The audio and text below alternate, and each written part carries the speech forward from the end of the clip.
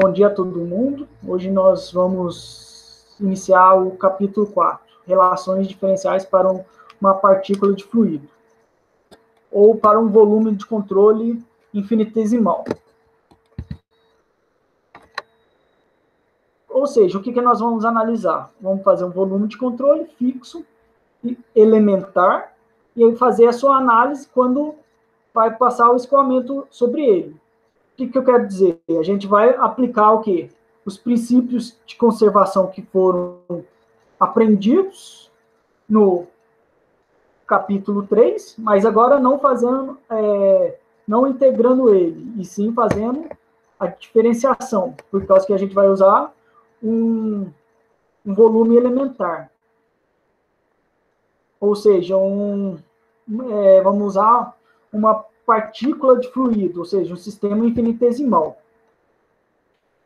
Ou seja, assim, temos as equações diferenciais do movimento do fluido, e para que podemos fechar todas as equações e podemos simplificar as equações, a gente precisa entrar com as condições de contorno. Primeiramente, para a gente, antes de entrar nas equações diferenciais para massa, quantidade de movimento linear, quantidade de movimento angular e energia, vamos ter que definir o campo de aceleração de um fluido.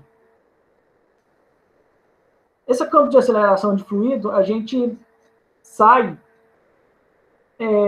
do campo de velocidade, pois que é representado aqui no caso geral aqui.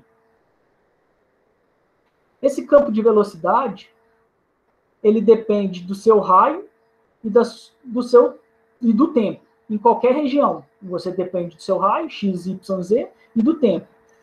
Nas coordenadas das velocidades em relação ao u, da velocidade u, da velocidade v e da velocidade w. Ou seja, se você tem esse campo de velocidade, você consegue determinar praticamente o escoamento. Com ela, você consegue determinar o escoamento. Então, as duas propriedades que são importantes em mecânica dos fluidos são o campo de velocidade e o campo de pressão. O campo de velocidade quando o fluido está escoando e de pressão quando trabalhamos com a estática dos fluidos. Lembrando do capítulo 3, nós trabalhamos com o quê? A descrição euleriana e lagrangiana. A euleriana é o quê? Quando você temos uma região fixa, um volume de controle, né? E o que tem? Percebemos o que ocorre com o escoamento passando por esse volume de controle no tempo. E também temos a descrição lagrangiana, que é o quê? Acompanha o movimento de um corpo, ou seja, de uma partícula. Trabalhamos com ele com um sistema infinitesimal, ou seja, isso é uma partícula que, ao passar do tempo, então ela vai ter um determinado tempo, ela vai ter uma posição, no outro tempo t mais ΔT, ela vai ter uma outra posição. E, assim, podendo variar seu campo de velocidade e as demais outras propriedades. Então, primeiramente, nós temos que estudar o que é derivada material ou substancial, também denominado de derivada temporal total.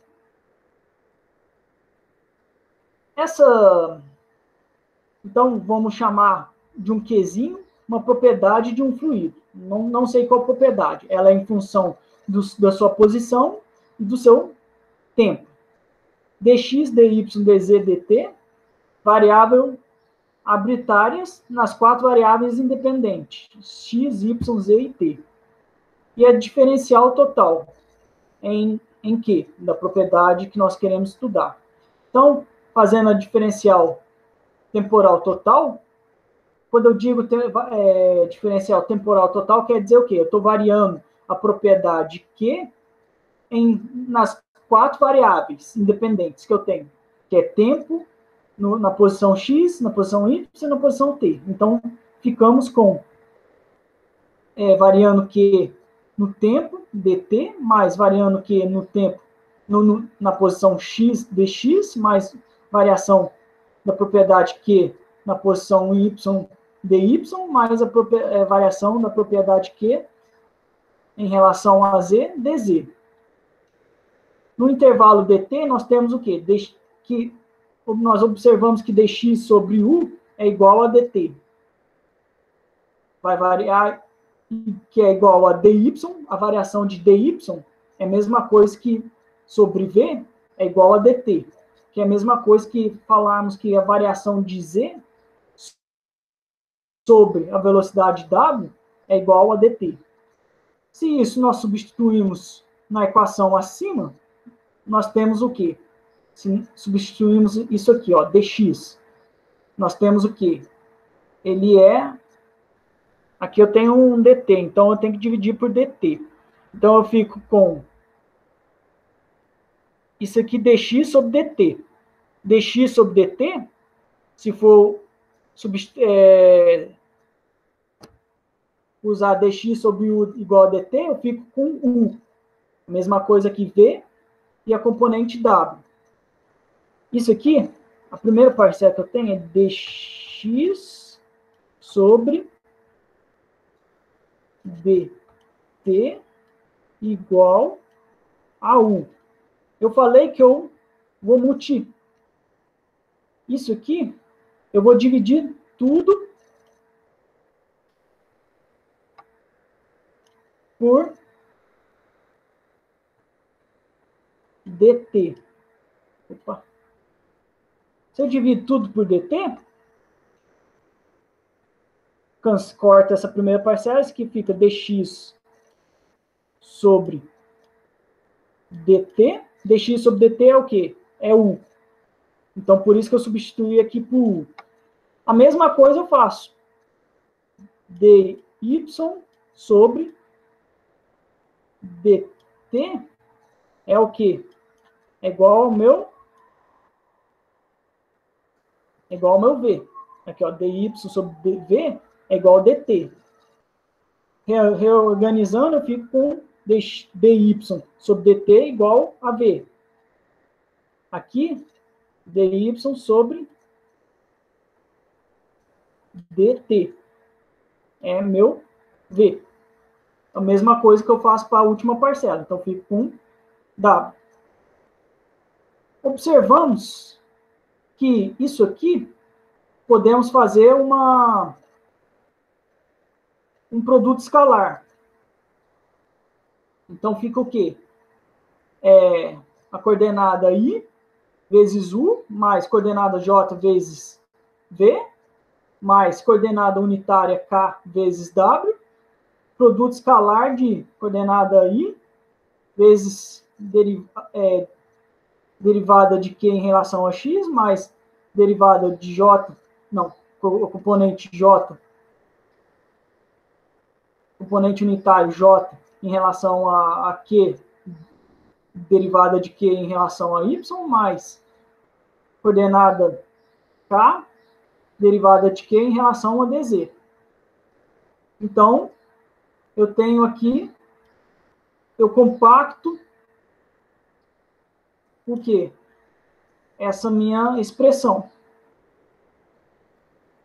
Então, eu fico com dq sobre dt mais v escalar nabla vezes q, que é a minha propriedade que eu estou analisando. Então, aqui eu substituí, em vez de q, eu coloquei um ponto de interrogação, porque serve para qualquer propriedade. Se eu substituir o ponto de interrogação pela minha velocidade, então a derivada temporal total da velocidade é o quê? É minha aceleração. Minha aceleração, o quê? De v em relação ao tempo, mais v escalar nabla pela velocidade. Isso aqui representa a minha aceleração local. E essa parcela representa a minha aceleração convectiva. Quando nós falamos em regime permanente, nós sabemos que é o quê? A propriedade não varia com o tempo. Se não varia com o tempo, ela é igual a zero, ou seja, essa primeira parcela a gente cancela. Ficamos com o quê? V escalar nabla multiplica pelo vetor velocidade. É minha aceleração, eu só tenho, então, no meu regime permanente, só tenho a minha aceleração convectiva.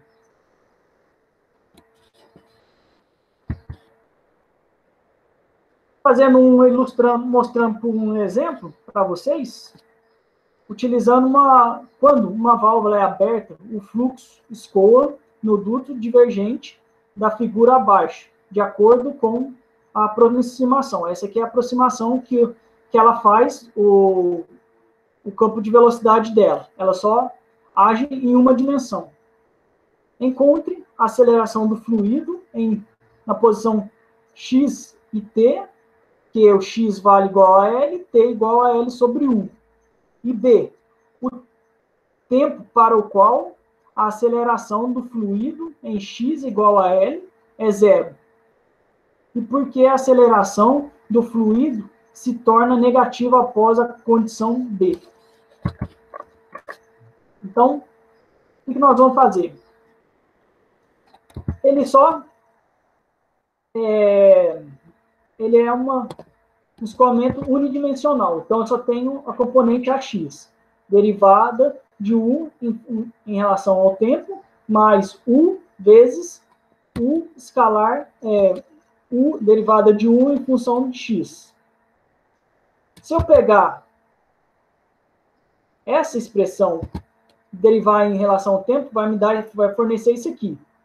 Isso aqui é minha aceleração local. E a segunda parcela é U escalar derivada de U em relação ao X. Me fornece isso aqui. Eu peguei isso aqui e fiz isso aqui, me forneceu esse valor. Isso aqui é minha aceleração convectiva. Simplificando a equação acima, o que eu fiz? Eu peguei essas duas parcelas aqui e isolei ela. Aí eu vou ficar com secante hiperbólico ao quadrado de UT sobre L menos meio de tangente ao hiperbólico de UT sobre L. Substituindo que é o que ele quer saber, no tempo, na posição L, e o tempo L sobre U, qual que é a sua aceleração? Então, substituindo aqui, nós sabemos que a aceleração é de 0,019,6 U ao quadrado sobre 2L. Isso é o que ele pediu em A. Agora, em B, ele pede qual é a aceleração nessa posição aqui que seja zero. Ou seja, para que ela seja zero, o que nós precisamos fazer? Isso aqui tem que ser zero. A x meu tem que ser zero. Se a x é igual a zero, o que eu vou ficar? Essa parcela aqui, a aceleração local é igual à aceleração convectiva. Assim, eu fico com essa equação. Rearranjando a equação, fico com UT sobre L é proporcional a 1,048. O que quer dizer isso? Que a nossa aceleração, no começo, nós temos duas acelerações, temporal e local. Ela é positiva. Quando chega aqui, ela é zero, e aqui fora dela ela é uma aceleração negativa. Por quê? A aceleração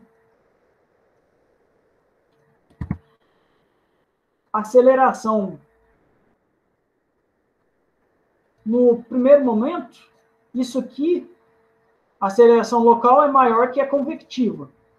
Mas, o que acontece? A aceleração local começa a aumentar muito mais do que a aceleração local. Ou seja, quando ela está na saída do bocal, ela fica zero, e depois, ao sair do bocal, a aceleração convectiva é muito maior que a aceleração local. É isso que nós temos. E aqui é o que estou falando nessa... Está escrito aqui. Agora que a gente já sabe como que faz para achar o campo de velocidade, vamos entrar agora em fazer a primeira equação diferencial, porque agora a gente está trabalhando o quê? Com um volume de controle elementar. Então, nós definimos ele, como ele é elementar, a definição dele é que a gente vai trabalhar com ele alguma coisa minúscula, tanto é que o volume é dx, dy, dz. A gente trabalha com esse volume aqui, ó. Então, chamamos ele de equação diferencial. Uma parcela pequena, minúscula, da partícula. Mas ela fixa no escoamento. O que nós temos? Nós sabemos o quê? Que ele tem uma velocidade entrando, que é, nós vamos chamar aqui de... Nós vamos entrar com conservação da massa, que é o quê? ρu. Ele entra aqui com ρu, e nós temos a área, que é o quê? Qual que é a área dele? Essa área, né? Essa área e essa área aqui. Essa área aqui é o quê? dz. E essa área aqui é dy. Então, isso aqui é minha área. Entendeu? Então, eu vou ficar, no final das contas, eu vou ficar com a minha massa. Vou ficar somente com massa aqui. Massa de entrada e a massa de saída. Essa massa é o quê? Na massa de saída eu tenho mais um acréscimo. Esse acréscimo. Devido que ele deslocou dessa posição aqui, da posição x igual a zero, para uma posição dx. Então eu tenho um acréscimo de dx, pois pode haver uma variação de ρ e da velocidade nesse tempo. Na mesma área. A área aqui é a mesma. Ó, vocês podem observar que é essa aqui. Ó. Isso aqui é o quê? É dz. Isso aqui, meu dx. É dz, desculpa. Então, aplicando o princípio de conservação da massa, nós sabemos que massa em um sistema é igual a zero, não varia, né? A massa não varia. Aqui, então, coloquei a zero. E temos que o quê? Há uma variação no volume de controle, pelo tempo, e um fluxo de massa variando na superfície de controle. Se esse meu volume aqui é muito pequeno, a gente pode tirar para fora da integral. Ficamos com a derivada de ρ em relação ao tempo, dx, dy, dz. E isso aqui falamos que é o somatório de ρVA. ρVA, vocês sabem que é a massa, minha vazão mássica, que sai e a vazão mássica que entra. Isso vem lá do princípio de conservação da massa, que já foi estudado. Por que eu coloquei o somatório? Para falar a quantidade de entradas que eu tenho e a quantidade de saídas que eu tenho, quantidades de entrada que eu tenho. Eu não vou fazer um integral, que é fazer em todo o corpo, e sim nas saídas e nas entradas que eu tenho. Então, eu faço um somatório. Então, um balanço de massa com entradas e saídas que eu mostrei para vocês, que eu fiz, fazendo agora na face X. O que eu vou fazer? É esse balanço de massa menos o que eu entrei, que eu saí, menos que eu tenho na entrada. A mesma coisa eu vou fazer na face Y, que eu não demonstrei aqui, senão vai ficar muito... meu desenho vai ficar muito poluído, mas eu tenho aqui um Y. Uma entrada aqui. Não, uma entrada aqui e uma saída lá em cima. Aqui eu teria o quê? Eu teria um Rho, V, D, X, D, Y. E em cima eu teria o quê? O, V, mais o que ele variou dy, né? Da entrada até a saída. Então, é integral de ρ v, integral de dy, em relação a y, dy. Qual que é a área que nós temos? dx, dz. Essa é a parcela aqui, as duas parcelas que eu estou demonstrando. Eu não vou fazer para z, mas z seria aqui, né? Z. Aí, ó, fica muito poluído o meu desenho. Ia sair... Não, na verdade... Não consigo fazer...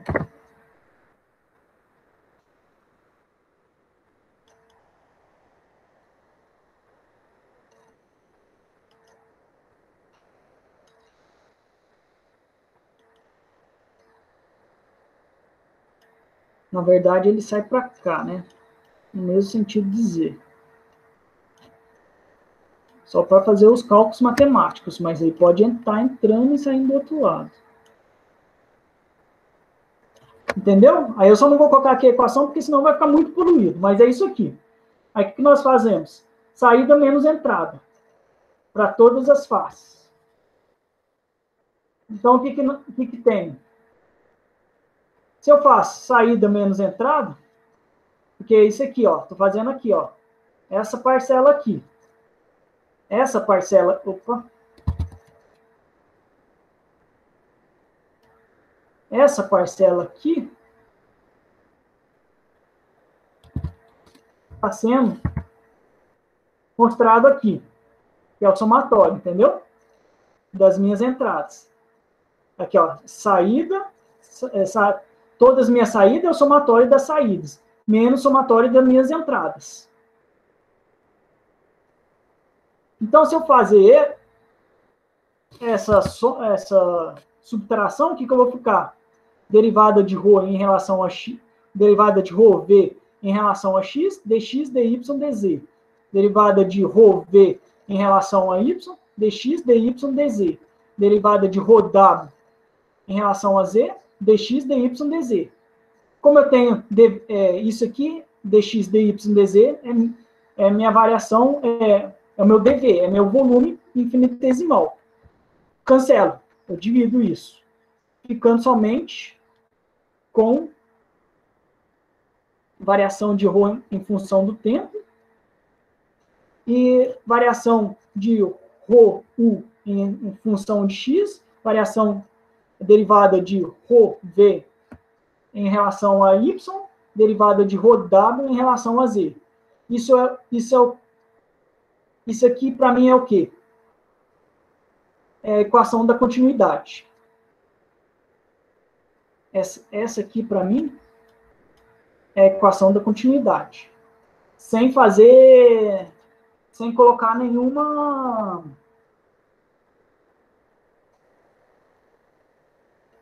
Sem colocar nenhuma hipótese. Ou, mostrando ela de forma compacta, o que nós temos? Esse aqui é o meu nabla. Nabla é mostrado dessa forma. Aqui, nabla.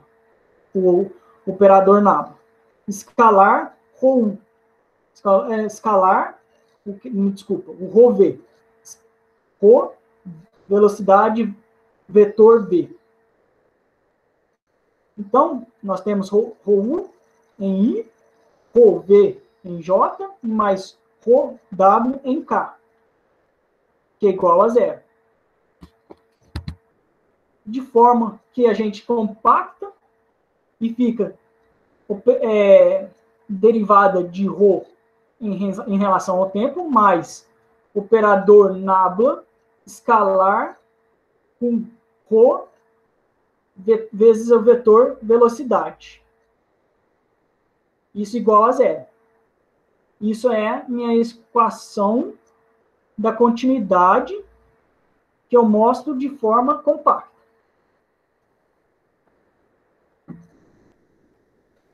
Mas também eu posso fazer agora, abrir essa expressão aqui. Pois temos a regra da derivada, que na derivada a gente tem aquele negócio da regra da cadeia, né? Então, se eu for abrir ela, aqui, eu tenho essa expressão aqui, isso aqui é da continuidade. Eu estou fazendo somente essa parcela aqui, eu vou abrir somente essa parcela. Então, eu fico com derivada de ρ U em relação a x, derivada de ρ V em relação a y, derivada de ρ W em relação a z. A regra da cadeia, o que é? Eu derivo isso em uma variável e a outra é constante. Vamos derivar, então, isso aqui. Primeiro é a massa específica constante e derivo em função de U. Aqui. Depois, o meu U é constante e derivo em função da minha massa específica. Fiquei com essa parcela. Isso é em função dessa derivada. Agora, em função da próxima derivada. Regra da cadeia. Primeiro, a minha massa específica ela é constante. Depois, o meu volume específico ela é constante. E a mesma coisa eu faço para a derivada de ρ W em relação a Z. Não vou mostrar porque é a mesma coisa. O que eu fiz agora nesse termo aqui? Tudo que eu tenho massa específica constante, eu coloquei, são os 3 primeiros termos. E o que tem as velocidades como constante, são os 3 últimos termos. Observa o quê? Que se eu tenho massa específica constante, então eu fico com ρ. Isso aqui é o quê? Nabla escalar V. Ou ρ em relação a x mais ρ1 em relação a y mais ρw em relação a z, isso é nabla escalar V. E as 3 últimas parcelas, o que eu tenho? U, V e W,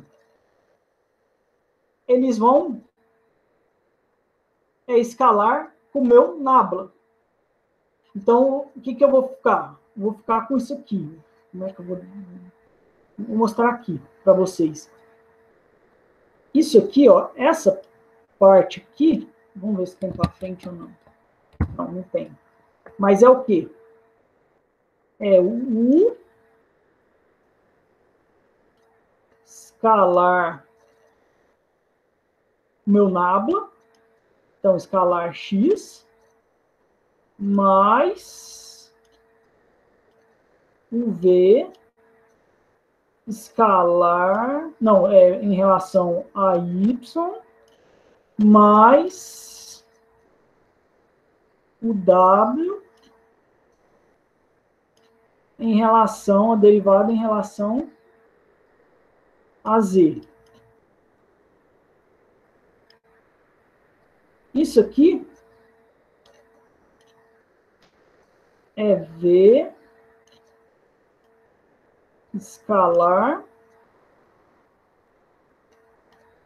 nada. E isolo, todos têm ρ. Então eu isolo o ρ para fora. Aqui, ó, meu ρ aqui. Tudo bem até aí, gente? Conseguiram entender? como é que eu faço para fazer essa transformação? Daqui, para chegar nisso aqui, nessas duas parcelas.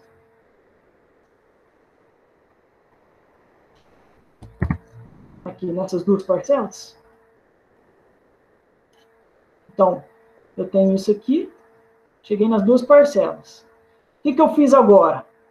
Para não ter dificuldade no entendimento, eu só modifiquei os termos de posição. Isso veio para cá e isso veio para cá. A equação de cima e para baixo, eu só mudei de posição os termos. Por que eu mudei de posição? Porque se eu jogar lá na equação da continuidade, o que eu tenho? Derivada de ρ em relação ao tempo, mais essa parcela aqui, que é nabla, escalar, ρ, v. Isso aqui é representado por aqui, por isso. Mas isso aqui, nós abrimos. Nós abrimos. E quando a gente abriu, deu isso aqui, ó. Nós abrimos ele. O que ele deu? Ele nos forneceu dois termos. Então, o que nós fizemos? Observe. Nós temos essa parcela que é igual e a parcela que abriu. Então, a parcela que abriu, isso aqui é isso aqui, ó, da equação da continuidade. Observando, nós temos que o ρ está para... Isso aqui é o que para mim? Vem lá quando eu fiz o campo de aceleração,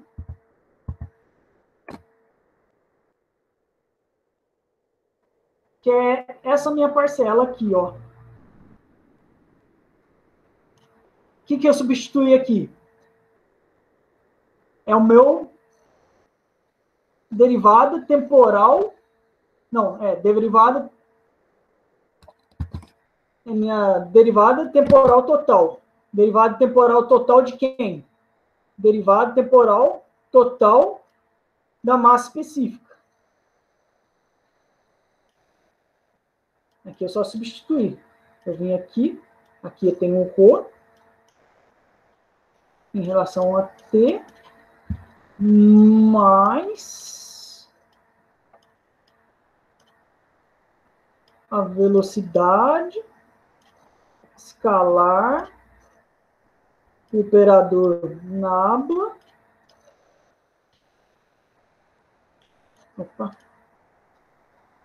vezes a vazão máxima. Observem comigo lá, olha só.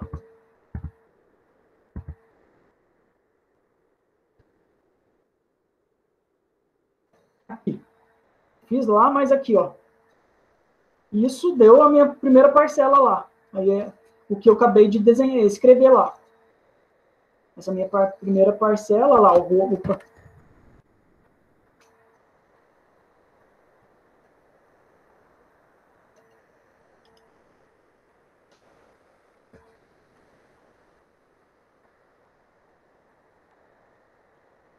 Aqui, ó, o ρ. Só substituir ρ naquela equação para derivada temporal total. Minha derivada temporal total é para massa específica. É ρ. Mais a parcela que ainda ficou aqui, que é essa parcela, que eu tenho que continuar, né? Tem ainda essa parcela que ainda vou ter que colocar aqui embaixo, mais isso aqui. Então, eu fico agora, se eu substituir o meu derivada temporal total, eu fico com o quê? Derivada temporal total mais ρ vezes no operador nabla escalar o vetor velocidade. Vezes escalar o vetor velocidade. Aqui, mostrando de outra forma, minha equação da continuidade, de forma quando eu preciso abrir ele. Conseguiram entender, gente? Alguém ficou com alguma dúvida?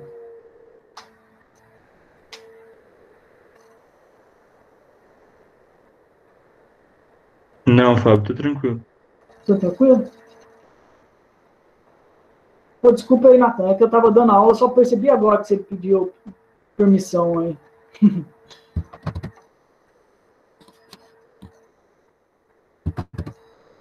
Então, o que nós podemos fazer da interpretação dessa equação nossa aqui?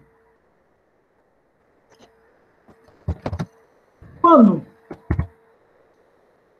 trabalhamos com o escoamento incompressível, se vocês já sabem, quando é máquina menor que 0,3, nós temos o quê? A massa específica não varia, ou seja, se ela não varia, o ρ é igual a zero. Então, essa parcela some e essa parcela também some. Ficamos com o quê? Operador nábula escalar V. Que é o que lá eu demonstrei lá para vocês. Isso aqui. Isso quando temos um escoamento incompressível. Então, ela só tem uma aceleração convertível. Segundo a interpretação física, quando temos escoamento compressível. Mas ela é permanente. O que acontece?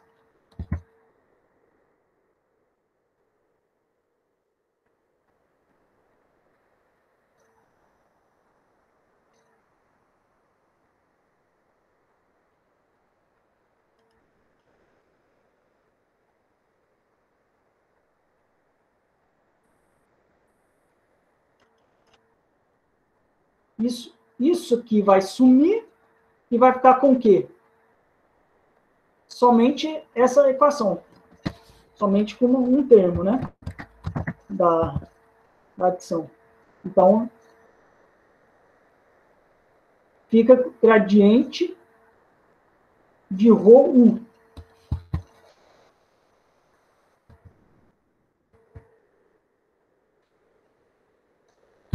Ou seja, se ele veio daqui de cima,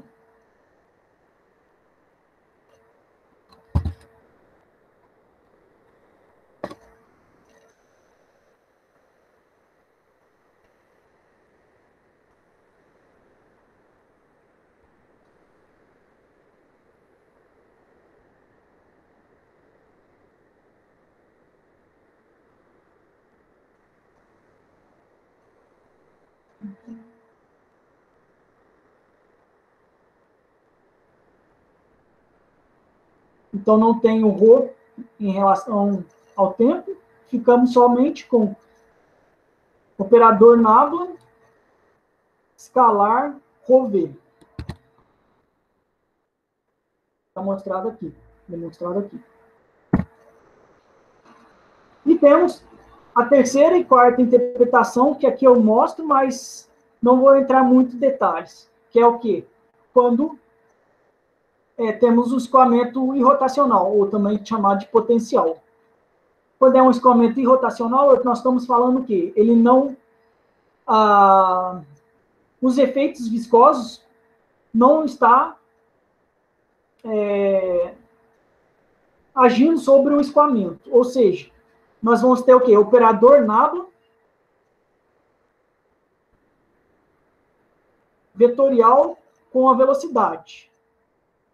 Então, aí, nós vamos entrar em uma matriz. Você tem que sempre fazer uma matriz, que é igual a zero. E temos o escoamento rotacional, que também é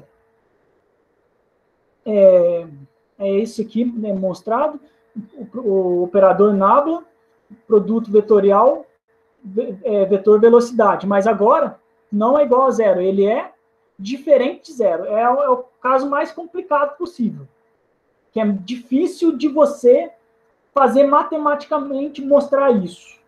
Só em alguns casos, de alguns tipos de escoamento, que você consegue mostrar isso. Em outros escoamentos, você não consegue mostrar. Então, é mais fácil de você trabalhar com o seu escoamento em ensaios. Porque depende muito de modelos matemáticos já trabalhados para você saber se aquele modelo trabalhado pode ser utilizado no seu caso de escoamento, entendeu? Mas não é o que vem ao nosso caso aqui, em paramecânica dos fluidos, pelo menos o que eu venho para demonstrar em um semestre. Né? Então, vocês ficaram com alguma dúvida sobre equações diferenciais para um volume de controle? Equações diferenciais não para um volume de controle, me desculpa. Equações diferenciais utilizado em uma massa?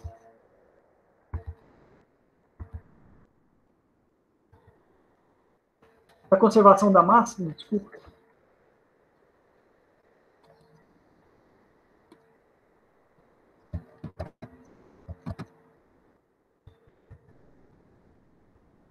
Se vocês, ninguém tem dúvida, tem o exercício 2, vou deixar aí disponível para vocês. Se nós fazemos a interpretação, como vocês já sabem, isso aqui é a taxa de armazenamento de massa no interior do cubo. Como foi visto no capítulo 3, isso aqui é o que entra e sai do volume de controle, essa parcela aqui. E como vocês viram pela demonstração matemática, como foi chegado às equações. Eu vou fazer esse exercício com vocês. O exercício 3. O ar escoa sob condição permanente, aproximadamente unidimensional, por um bocal cônico, na figura abaixo. Se a velocidade do som é aproximada de 340 metros por segundo, no ar, né, qual é a razão mínima de diâmetros? dE sobre D0. Ele quer saber qual que é a razão mínima, qual que é a razão dos diâmetros mínima que você precisa, aqui, ó, para o qual podemos, com segurança, desprezar os efeitos de compressibilidade. Se V0 é igual a 10 metros por segundo e B é 30 metros por segundo. Ou seja, ele quer saber o quê?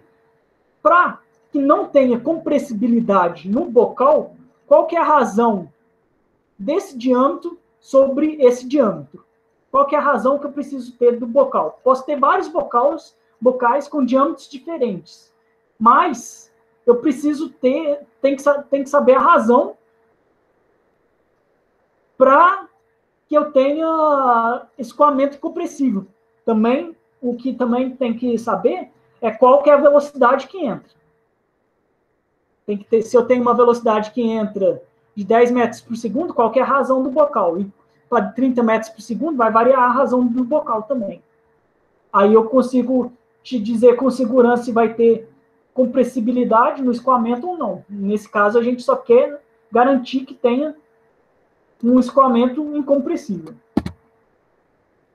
Ou seja, aplicando a equação da continuidade para escoamento unidimensional, nós sabemos que o quê? A vazão mássica que entra é igual à vazão mássica que sai. Que é igual, aqui eu coloquei vazão mássica 0 igual a vazão mássica E. É que eu estou representando por causa que igual ao desenho que está aqui. Vazão mássica, lembrar que é ρVA. Então, se a gente sabe o que é isso, substituímos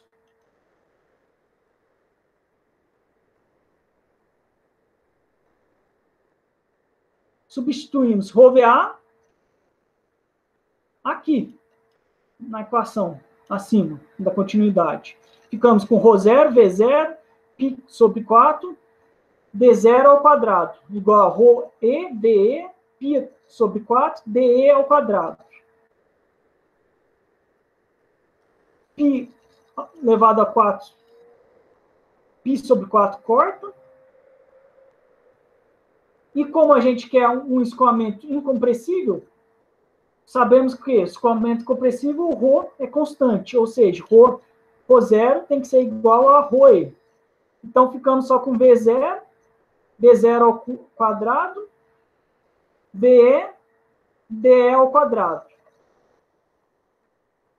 rearranjando a expressão para obter o que ele quer, que é D sobre D0 sobre D0, ficamos com a raiz de V0 sobre VE. Isso eu chamei de equação 1, porque depois a gente volta nela. Para a gente ter um escoamento incompressível, Mach tem que ser menor ou igual a 0,3. Ou seja, Mach, o que é Mach? É um parâmetro dimensional. Ele representa a velocidade que o fluido está escoando pela velocidade daquele fluido, pela velocidade do som naquele fluido. Porque vários fluidos, a velocidade do som modifica. No ar, ele é 340 metros por segundo. Então, se a gente fazer, para saber a velocidade na saída, 0,3 vezes 340, me dando um valor de 102 metros por segundo. Substituindo ele na equação 1, aqui, substituindo 102 aqui, agora eu tenho dois casos para ser estudado. No caso A e no caso B. No caso A, 10 metros por segundo. Então, a entrada é 10 metros por segundo. Então, raiz de 10 sobre 102 me dá 0,31. Essa é a razão. Tem que ser os meus vocais de entrada com a saída. E para 30 metros por segundo, a razão já tem que ser maior. Ela tem que ser 0,54. Ou seja, quanto maior a velocidade de entrada, observem, maior vai ter que ser a sua razão do vocal entre a entrada, entre a saída sobre a entrada.